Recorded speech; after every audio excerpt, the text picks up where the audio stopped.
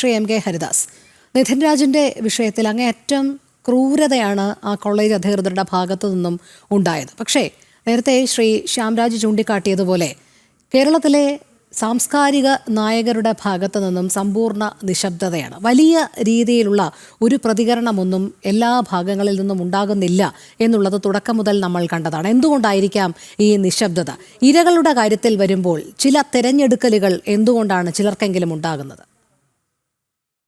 ശ്യാംരാജിന്റെ വീട്ടുകാർക്ക് അതിന് മാത്രമുള്ള പോക്കറ്റിന് കനമില്ലാത്തത് കൊണ്ട് തന്നെയായിരിക്കണം ഇത്തരത്തിലുള്ള നമ്മുടെ സാംസ്കാരിക നായക്കളല്ല നായകന്മാരും അതുമാതിരി തന്നെ ഈ ജാതി പറഞ്ഞുകൊണ്ട് ജീവിക്കുന്ന ഒരുപാട് അലവലാദികൾ നമ്മുടെ കേരളത്തിലുണ്ട്. ജാതി താഴ്ന്ന ജാതിയിൽപ്പെട്ടിട്ടുള്ളതാണെന്നുള്ള അവകാശങ്ങൾ നേടിയെടുക്കാൻ വേണ്ടിയിട്ട് പലതും അങ്ങനെ വിളിച്ചു പറഞ്ഞുകൊണ്ട് ആ അവകാശങ്ങൾ മുഴുവൻ നേടിയെടുക്കുകയും ഇത്തരം കാര്യങ്ങളിൽ പൂർണ്ണമായും മൗനം പാലിക്കുകയും ചെയ്യുന്ന ഇവിടുത്തെ ഈ നമ്മൾ പറയില്ലേ ഇത്തരം ആൾക്കാരെ ഒരു കാര്യത്തിനും അവരെ നമുക്ക് വിശ്വസിക്കാൻ പറ്റില്ല എന്നുള്ളത് നമ്മുടെ ഈ എന്താ പറയേണ്ടത് മധുവിന്റെ മരണത്തോടു കൂടിയും അത് കഴിഞ്ഞിട്ട് ഈ നിധിന്റെ മരണത്തോടു കൂടിയും നമുക്ക് മനസ്സിലാക്കാൻ സാധിച്ചിരിക്കുകയാണ്.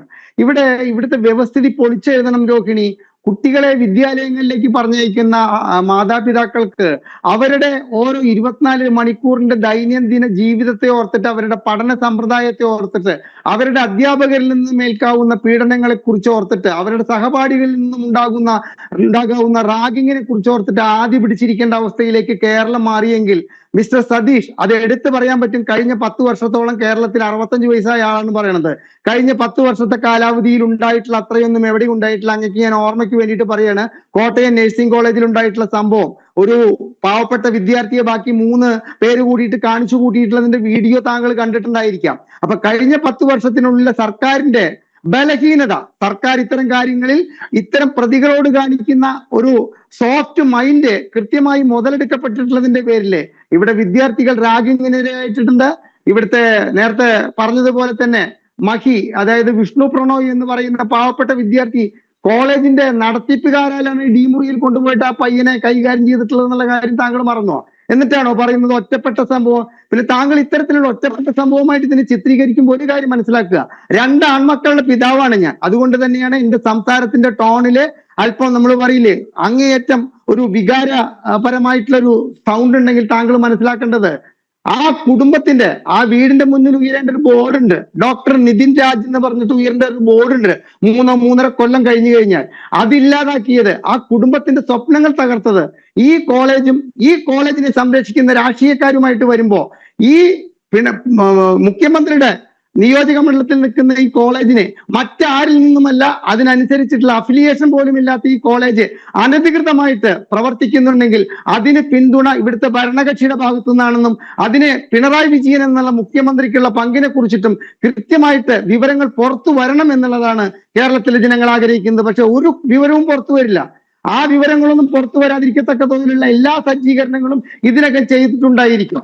കാരണം ഇപ്പൊ ഇവിടെ പറഞ്ഞു, മുഖ്യമന്ത്രി പിണറായി വിജയൻ ഇദ്ദേഹത്തെ ചേർത്ത് നിർത്തിക്കൊണ്ട് പറഞ്ഞതാണ്, ഇദ്ദേഹം എനിക്ക് അങ്ങേയറ്റം വേണ്ടപ്പെട്ട ആളാണെന്ന് ഈ കോളേജിന്റെ ചെയർമാനെ ചേർത്ത് നിർത്തിക്കൊണ്ട്. പക്ഷെ അതേ മുഖ്യമന്ത്രി എന്താണ് ഇന്ന് പറഞ്ഞിരിക്കുന്നത്? ഈ സംഭവം അങ്ങേയറ്റം ഖേദകരമായി പോയി. അങ്ങനെ ഖേദകരമായി പോയി എന്ന് പറഞ്ഞിട്ട് ഒരു വാക്കിൽ ഒതുക്കേണ്ട സംഭവമല്ല ഇത്. ഞാൻ ഉറപ്പ് പറയുന്നു രോഹിണി, റാം എന്ന് പറയുന്ന അധ്യാപകൻ, ക്രൂരനായ അധ്യാപകൻ ഒളിവിലിരിക്കുന്നുവെങ്കിൽ അത് കോളേജ് മാനേജ്മെന്റിന്റെ ചിറകിനടിയിലാണ്. കോളേജ് മാനേജ്മെന്റിനെ സംരക്ഷിക്കുന്ന ഇവിടുത്തെ രാഷ്ട്രീയക്കാരുടെ ചിറകിനടിയിലാണ്.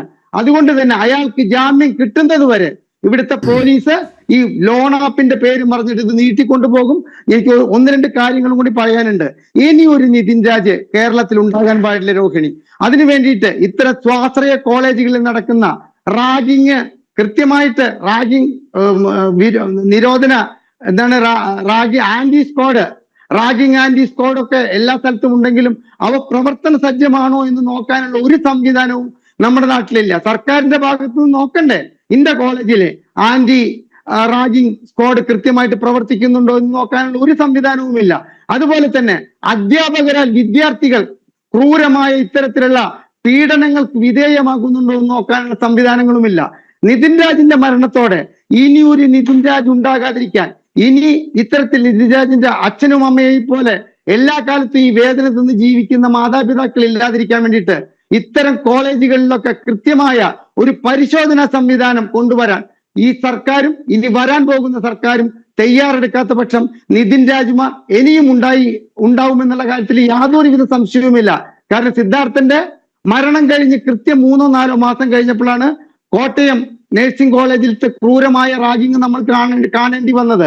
ഏതൊക്കെ കോളേജിലെ ഇത്തരത്തിൽ അധ്യാപകരാൽ വിദ്യാർത്ഥികൾ പീഡിപ്പിക്കപ്പെടുന്നുണ്ട് എന്ന് നമുക്കറിയില്ല. കാരണം ഇപ്പൊ ഇത് തുറന്നു പറഞ്ഞ ഈ നിതിൻ രാജിന്റെ കോളേജിലെ വിദ്യാർത്ഥികൾ പറയുന്നത് എന്താ?